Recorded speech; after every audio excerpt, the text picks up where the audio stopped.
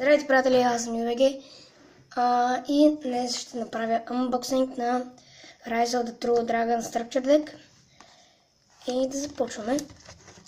Само да го отворя и ще ви покажа картите. Ще спя на пауза.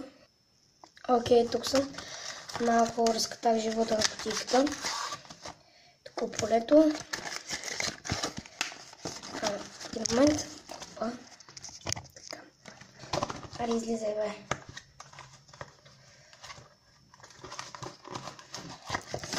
И ето го самото тесте. Малко да фокусира.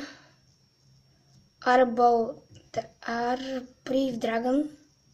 Първата карта.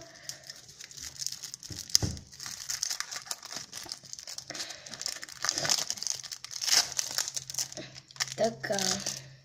Започваме. Brave Dragon, Divine Dragon Lord Felgrand, Dragon Knight of Creator, Runs of the Dragon Lord, Return of the Dragon Lord, Paladin of Felgrand, Guardian of Felgrand, Felgrand Dragon, Dark Blaze Dragon, Heliad of Creation, Decoy Dragon, Red Eyes Darkness Meadow Dragon, Red Eyes Wyvern, White Knight Dragon, Dark Storm Dragon, Armored Protector Dragon,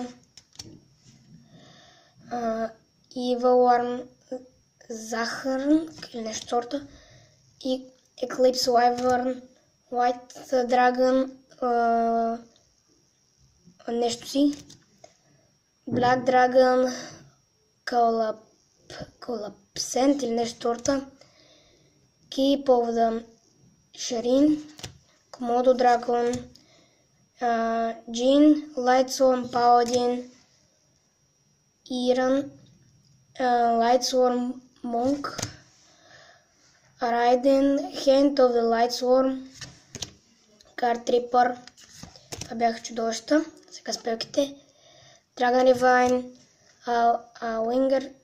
Winged Bait of the Giant Dragon, Trading In, Foolish Burial, Hand Destruction, Reinforcing of the Army, Warrior Returning Alive, Change of the Light Brigade, Terraforming, Dragons, Rebate, Burst Blood и нещо сорта, Neblast Nest,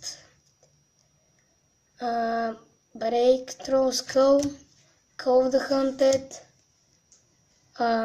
Olasio, Dragon Soul и последната карта е Dragon Lord Token. Надявам се, боксига да ви е харесал. Който така дайте лайк или се абонирайте. Аз съм Yugioh и до скоро!